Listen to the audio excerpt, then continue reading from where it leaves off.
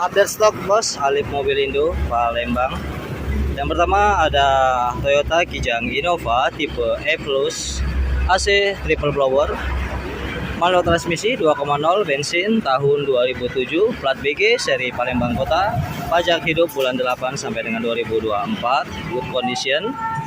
Selanjutnya ada Toyota Kijang Innova tipe G 2,0 bensin manual transmission tahun 2008, plat BG seri Kayu Agung, pajak lunas bulan 9 sampai dengan 2024.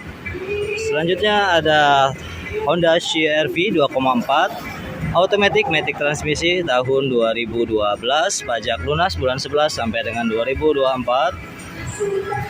Ada Honda Brio tipe E Satya manual transmission tahun 2015, plat BG seri Muba, pajak hidup bulan 10 sampai dengan 2024. Selanjutnya ada Suzuki RT